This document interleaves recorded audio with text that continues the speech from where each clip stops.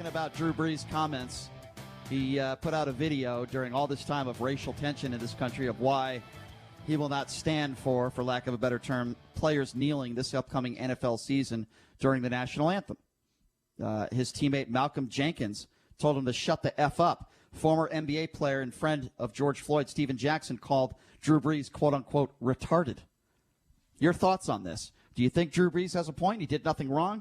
I think his timing was way off. I think it would have been a lot better if he chose another time to do it. But let's take your phone calls, and that number is 702-257-5396. Again, that number, if you want to be a part of the conversation, is 702-257-5396. And let's go. I believe our first caller is Anthony. Is that right? Anthony, thanks for calling. Hi, how are you? Good. What's on your mind? Hey, what's up, Brett? Hi, Anthony.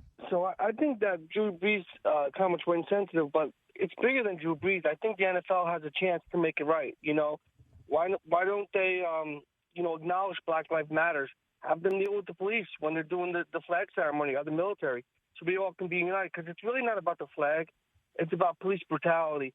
And people who think it's about the flag, that's their opinion, but it's bigger than the flag. Everybody knows that, the cops have a hard job, and not all cops are bad, but it really, at the end of the day, it's really about police brutality and the way we treat each other. I think if you, Anthony, if you asked the players that are kneeling, they would give you that same answer. They say it's not about the flag. We're not trying to, crap on those who risk their life for this country. They're doing it because they believe they want to raise awareness. My opinion hasn't changed. I don't think it's going to do any good. And it hasn't, by the way. Facts, speak louder than words or kneeling. In the last 2 years, do you think race relations between law enforcement and minorities have gotten any better because of Colin Kaepernick? I would say no. You can make the argument it's gotten worse.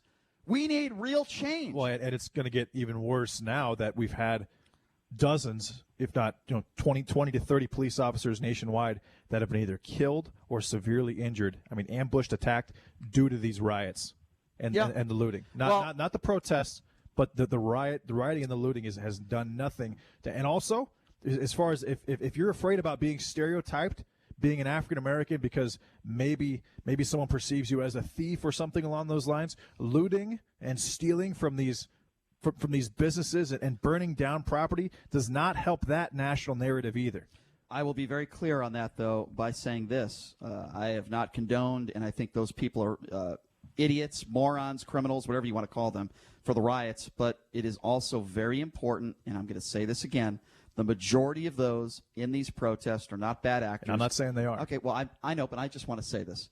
The majority of those people are good people that want change in this country, and the narrative from some, all they want to focus on are the looters and the rioters, which, if you want to talk about that, I got no problem with it. I will denounce those people as well. But there are a lot of good people in those crowds that are actually, some of those people in those crowds are actually, I've seen the videos, actually tackling some of those rioters and looters. I've seen that and as those well. people should be commended. That's why we need to identify as Americans and not by race.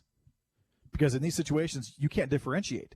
You see someone looting and rioting, you see the color of their skin, and suddenly in your mind you stereotype. But on the other side of things, you've got the Black Lives Matter movement, the peaceful protests, and then you have a hard time differentiating. All right, so let me respond to that. Here's why it's easy, I think, for somebody like you to say we all need to define ourselves as Americans. If you spoke to a lot, don't hit with this white privilege. Okay, if I can finish my statement, please. If you asked many of these African Americans, if you said that to them, they would say, well, that's easy for you to say. We can all define ourselves as Americans, but that's not going to change the fact that as a whole, they're talking about police treating minorities differently. The police officers, in some circumstances, for hundreds of years, are not looking at us all as Americans. And the facts back up what I'm trying to say here.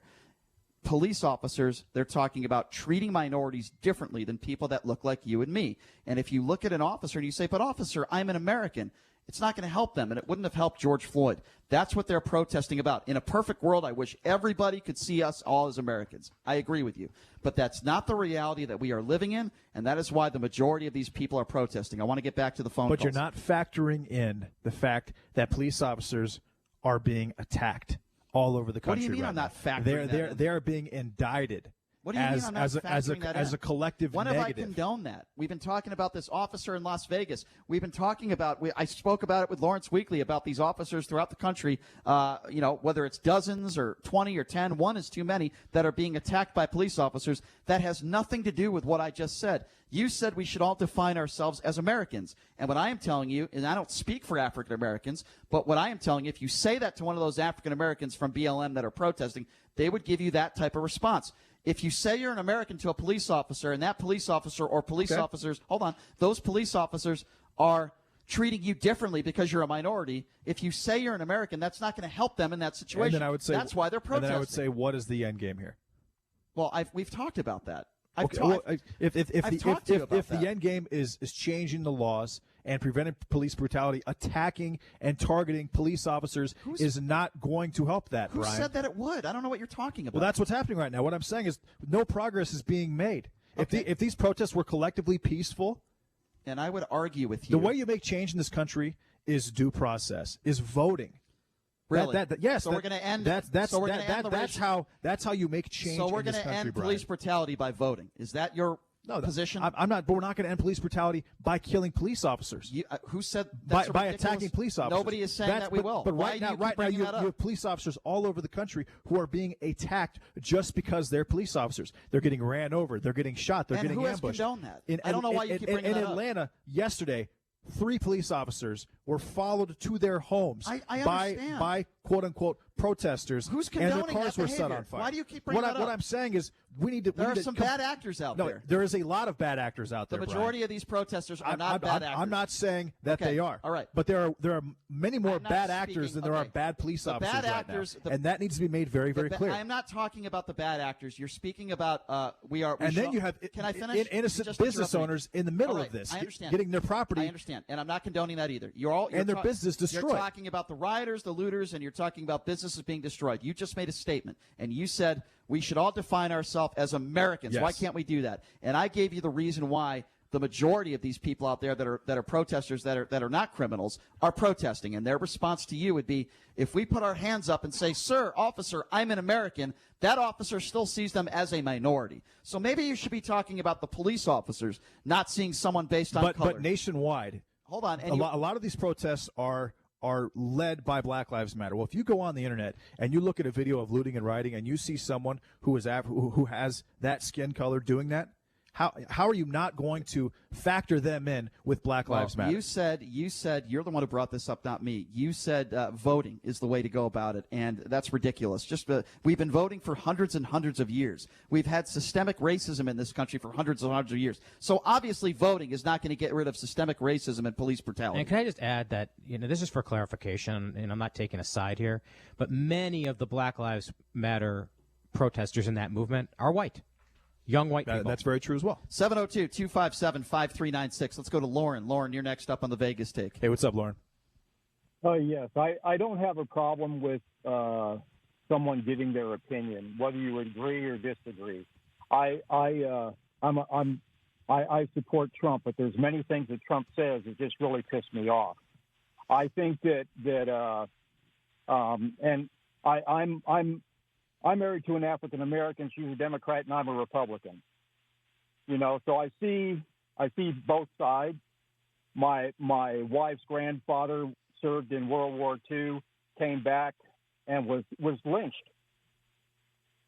Yeah. So I mean, I through our life experiences, we see things differently as we progress.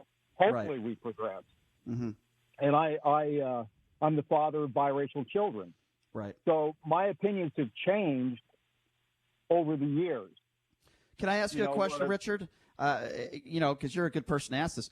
I mean, because I disagree with what JD just said, because he said that we should all define ourselves as Americans, and that would be great in a perfect world. But if an African American says, "Officer, I'm an American," that's not going to save their life if that police officer is a racist. Voting is not going to change police brutality. So do you understand where I'm coming from there? I agree with that. I think that but unfortunately, we have to have more conversation. Yep. Try and get somebody's other side. I participate on Doug Basham's Facebook page, I'm completely on the other side of what Doug believes. But there are things that Doug does deal with and social issues that he and I have an agreement on. So I mean, Sure. we need to find the common things that we have and try. I couldn't agree with you more. I couldn't agree with you more, sir. And by the way, I appreciate your phone call. Thank you very much. And I want to add this. The two worst words in this country are Republican and Democrat. Exactly what you were talking about. Why? Because they care more about their party than what is good for the country. Too many people make decisions based on politics, and they put that into their policies. And I agree with you. I think we need reasonable people on both sides. We need semi-intelligent people. We got to get out the racists. We got to get out the rioters, the looters, and let the intelligent people, whether that be politicians and people in the Black Lives Matter movement, have intelligent, thoughtful conversations and not hateful conversations. 702. Yeah, you're absolutely right. I agree with you, sir. Thank you for the phone call. Yeah, good call. 702-257-5396. Let's go to Richard. Richard, you're next on the Vegas Take. Hey, what's up, Richard? Hey, good morning. Okay, so first off, a little bit of background about me. I'm from New York City. I grew up in New York, and to get out of the gangs and all that, I joined the military. I served for 7 years. To me, what Drew Brees said is fine, and I agree. I totally agree with it. You kneeling for our national flag, or you kneeling for the flag, period, I don't think has nothing to do with police brutality. If Kaepernick wanted to make a point, he should have got out of when he was at the top of his game, which I never thought he was at the top of his game, but when he was in the spotlight, he should have went to a police station and did it in front of a police station. I do not agree with people kneeling for my flag. That flag represents us. When we overseas, that represents everything to us. All right, so here's my response to that. In the world, I get it. the American flag. I get it, and you're not the only person that feels that way. I respect your opinion, but you said it yourself. That's what it means to you. Now, that is your – okay, and I have no problem with that. That's your opinion. The NFL has the right to tell the players to stop kneeling. I don't have a problem with that either. But that is how you feel about the flag. Keep in mind that not everybody feels the same way you feel. With that being said, the NFL decided that these players cannot kneel. So that's not an issue anymore. My thing was I didn't think kneeling was going to change anything, and I was right. I said it 2 years ago, and I stand by it today. With that being said, we're talking about Drew Brees now. And I believe Drew Brees used bad – hold on. Drew Brees – hold on. Let's talk about Drew Brees now. Drew Brees, in my personal opinion, used bad timing and judgment to decide to put out a video at this time of crisis in this country. Do you agree with that? Yes. With that point, bad timing, definitely bad timing. I agree with that point. But another issue is, in my opinion, as a war veteran, as an American, the issue is not racism, it's police brutality. I think that but a lot of people, need to. I'm sorry to interrupt, but a lot of people feel like a lot of this police brutality is happening because of the color of one's skin. So how can you say that race isn't a part of this? You think that if George Floyd was white, that would have happened? Yes. It's I think that's ridiculous. It's the badge thinking they are above the law. All right, well, hold on. Take a step back. You're telling me, I want you to think about this because you seem like a smart guy. And by the way, I appreciate your service to this country. That's very important to make that clear. I am a smart guy. Yeah, okay. I believe you. But I want you to think about this for a second. You're telling me that if you think George Floyd was white, that same situation would have happened. Can you honestly say yes? Think about that for a second before you answer. You think if George Floyd was white, that would have happened? If he was Asian, if he was Indian, if he was Latino, because I'm Latino, if it was me in that situation, that cop, that is his way of doing things. That was his issue. That is the badge thinking they're above the law. They treat everybody like that. And then that's actually a valid point. It's possible that this guy has done this on multiple occasions. And, Brian, that knee-to-neck restraint was, at the time, actually still is allowed by the Minneapolis Police Department. So I don't think it's a valid point. Here's why I don't think it's a valid point. No, that doesn't mean that race wasn't involved, but that could be how he operates as a police officer. I understand. And you wouldn't be able to say if that's the case or not. All right. Let me start over again. I don't think it's a valid point. And the reason why I don't think it's a valid point with that caller is you cannot tell me that people who look like me are treated as a whole in society and police treat minorities the same way? The answer is no. Any logical person would say that, yes, as a whole, minorities are not treated the same way that white people are treated in this country by law enforcement. And that guy wants to come on our show and say everybody is treated as equals. It's an asinine opinion. 702-257-5396. Let's go to Fernando. Fernando, you're next on the Vegas Take. Yeah, good morning, guys. Drew Brees did pick a bad timing to say all this stuff, but I think he apologized later on. He did. Earlier today. Which you shouldn't have to do, by the way. Refresh my memory, fellas. At the NCAA football games, doesn't the team stay in the locker? And then after the anthem is done, then they run out? It was a team decision, and there were some teams that decided to do that. You are correct. It wasn't every team, but there were some teams that decided to do that. That is correct. Okay, JD, do you find that disrespectful that colleges pick and choose about the national anthem being out there on the field? JD? Yeah, I wasn't aware that even took place. Yeah, I mean, when I went to the Las Vegas Bowl game this past year at Sam Boyd, they had the flag, they had the anthem, and then the teams came out. See, I think all teams should be on the field. I didn't even know that was the case, but yeah, I totally agree with that. Every single, no matter what sport in the United States, if you represent, or if you're in the United States and you are a team in sports, whether it's high school, college, professional, you should be out there as a team for the national anthem. Well, let me give you an example. Fernando, hang on the line for a second. I want you to listen to this because, as you know, I've been a part-time basketball official for almost 20 years. I'm officiating a game a little over a year ago. Mm-hmm. It is a varsity boys basketball game.